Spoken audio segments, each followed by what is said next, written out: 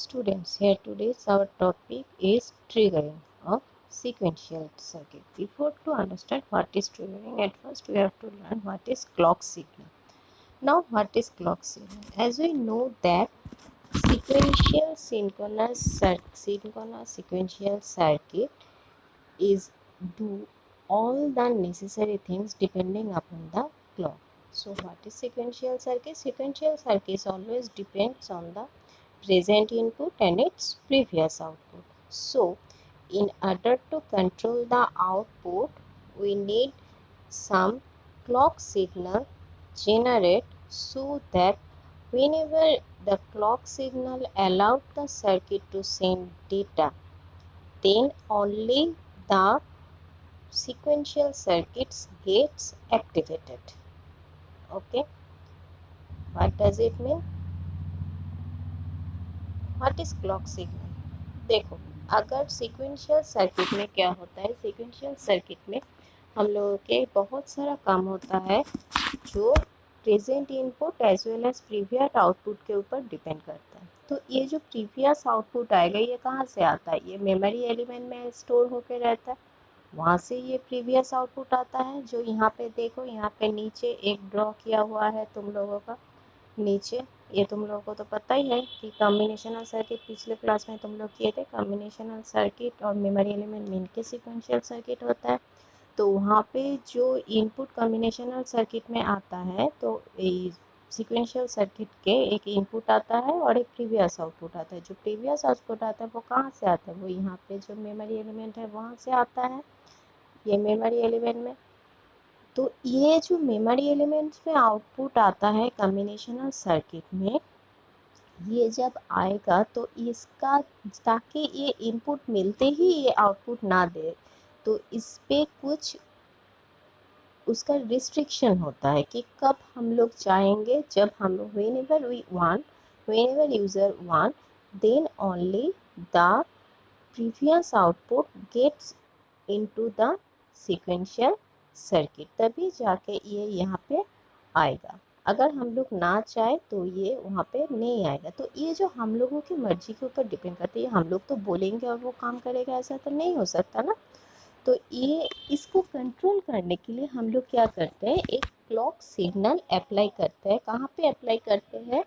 यहाँ पे ये मेमोरी एलिमेंट के ऊपर एक क्लॉक सिग्नल अप्लाई करते हैं। ये देखो यहाँ पे है ना, यहाँ पे अप्लाई किया हुआ है क्लॉक पल्स मेमोरी एलिमेंट के ऊपर यहाँ पे। तो ये जो क्लॉक पल्स यहाँ पे अप्लाई है कि ताकि ये जब क्लॉक पल्स है क्या, एक सिग्नल है, ये सिग्नल कहाँ पे होता है? क्लॉक पल्स सिग्नल मतलब कि हम लोग चाहेंगे, सपोज अगर मैं तुम लोगों को बोलूँगी कि तुम लोग 11 बजे काम करना स्टार्ट करो, तो क्या होगा? वो तुम लोगों का क्लॉक पल्स एक्टिवेशन टाइम है, that means 11 PM you will start the work. ठीक है, तो यहाँ पे तो 11 बजे ये तो हम लोगों का नॉर्मल डिजिटल क्लॉक नहीं है।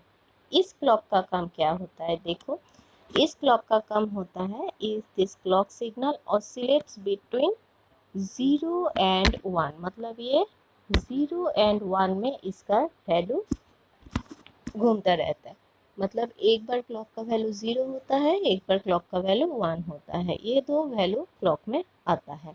तो एक बार अप होता है, एक बार डाउन होता है। ठीक है, तो ये हम लोगों के ऊपर डिपेंड करता है कि हम लोग हाई, जब क्लॉक 1 होगा तब मेमोरी एलिमेंट को एक्टिवेट करेंगे, या फिर जब 0 होगा तब मेमोरी एलिमेंट वहाँ से काम करेगा। ये डिपेंड्स अपॉन us, या फिर upon the engineer who build the memory element. Okay, क्योंकि ये जो है तुम लोगों का क्लॉक, ये क्लॉक कभी कभार 1 में भी एक्टिवेट हो सकता है। 1 में एक्टिवेट होगा मतलब जब क्लॉक 1 होगा तो इसका ये आउटपुट आके फीडबैक यहाँ पे मिल जाएगा। और अगर 0 पे एक्टिवेट मतलब लो क्लॉक पे एक्टिवेट होता है, तो ये फिर यहाँ पे जाके ये तब 0 पे एक्टिवेट होगा। मतलब 0 पे एक्टिवेट होगा या फिर 1 पे एक्टिवेट होगा, ये डिपेंड करता है कि जो मेमोरी एलिमेंट का सर्किट बनता है वो कैसे बना हुआ है, उसके ऊपर डिपेंड करता है। तो क्लॉक में क्या होता है, देखो क्लॉक हम लोग जब डिनोट करते हैं क्लॉक ऐसे, तुम लोग फिजिक्स में भी मोस्ट प्रोबेबली पढ़े हो कि इस तरीके से अप डाउन ऐसे क्लॉक हम लोग देते हैं। तो जहाँ पे देखो ये नीचे वाला पोर्शन जो भी है वो ज़ीरो है इसका, ठीक है। तो हम अभी क्या बोले कि क्लॉक सिग्नल कहाँ पे होता है, एक बार ज़ीरो एक बार वन, एक बार ज़ीरो एक बार वन, हमेशा तो ज़ीरो नहीं रहेगा ना, जब तक ज़ीरो रहेगा तब तक लो वैल्यू, उसके बाद ये वन होगा। एक टाइम ड्यूरेशन है कि कब ज़ीरो होगा कब वन होगा, वो मेंटेन किया जाता है। तो जब ये ऊपर जाएगा तो ये है इसका हाई वैल्यू, ठीक है। एकदम नीचे लो वैल्यू, एकदम ऊपर है इसका हाई वैल्यू।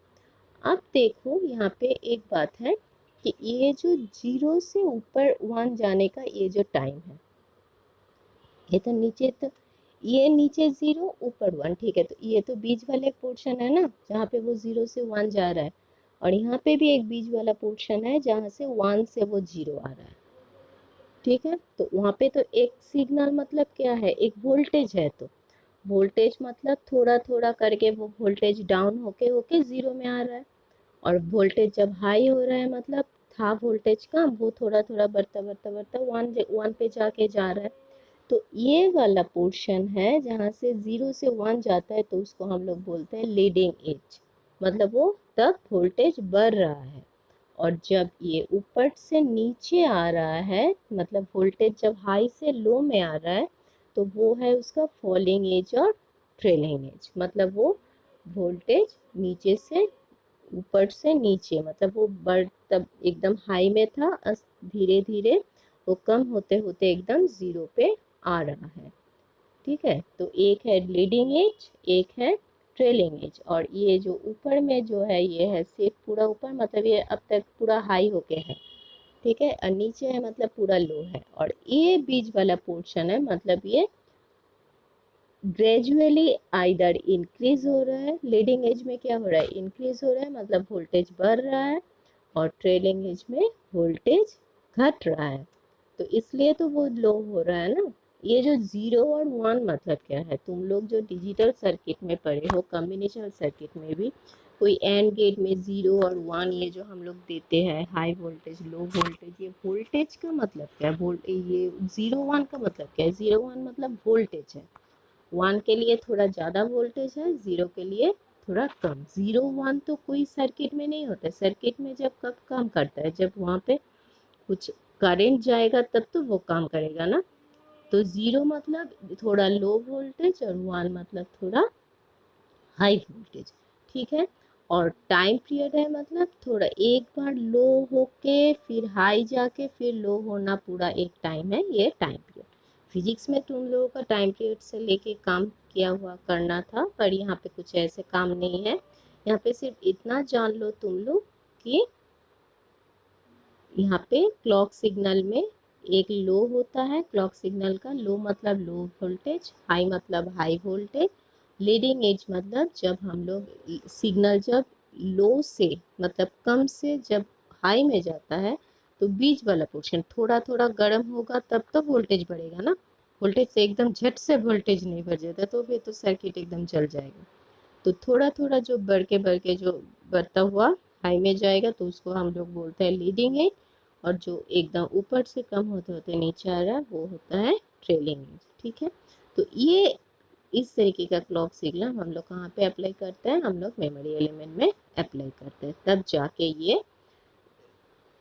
एक्टिवेट होता है फ्लिप फ्लॉप या फिर लैच या फिर मेमोरी एलिमेंट जो भी बोलो, तब जाके इसका आउटपुट में जो है इसका आउटपुट आके ये कॉम्बिनेशनल सर्किट में जाता है। मतलब the activation of memory element, whether memory element is activated or not, it totally depend upon clock pulse। clock pulse मतलब क्या है, सिर्फ एक वोल्टेज है, तो आइदर वो जीरो होता है या फिर वो वन होता है, ठीक है।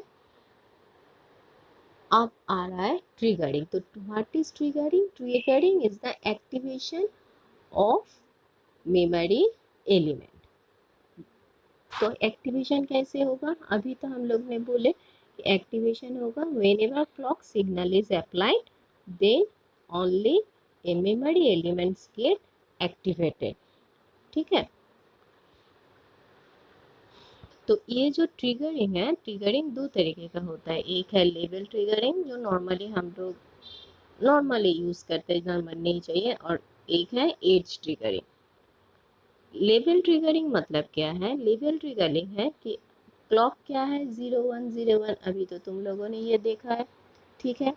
तो लेवल ट्रिगरिंग में हाई लेवल ट्रिगरिंग और लो लेवल ट्रिगरिंग है। हाई लेवल ट्रिगरिंग मतलब अगर क्लॉक में देखो ऊपर में अगर एरो है, मतलब 1 हाई में अगर एरो रहता है, मतलब क्या है कि memory element, that means flip flop gets activated when clock is 1।